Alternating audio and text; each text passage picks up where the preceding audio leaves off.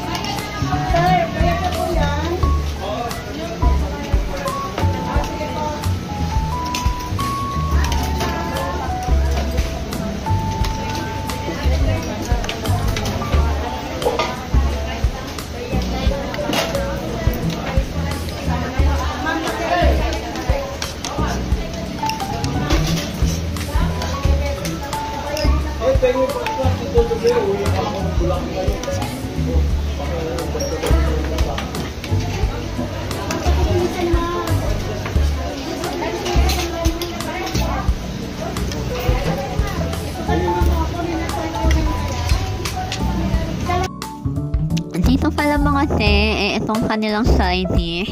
Sorry, hindi ko alam kung anong tawag dito. Pero itong gulay nila is, ano lang siya, parang simpleng pipino, repolyo, at carrots. Wala siyang ibang lasa. Doon naman sa isa na kulay orange is, maasim siya na paanghang.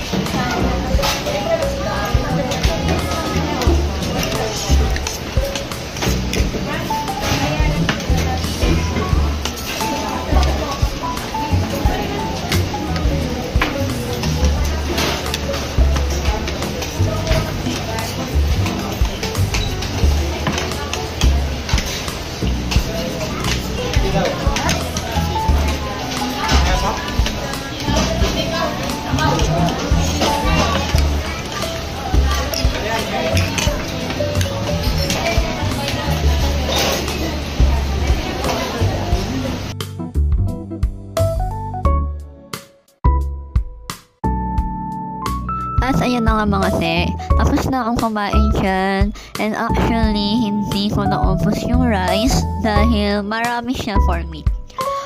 Ang rate ko dito is 9 out of 10. Dun sa chicken, mga te, masarap yung skin, yung part ng skin niya, malasang malasa siya. Pero dun sa laman, kapag nakain mo na yung chicken, para sa akin lang to, hindi siya ganun kalasa, parang matabang siya para sa akin.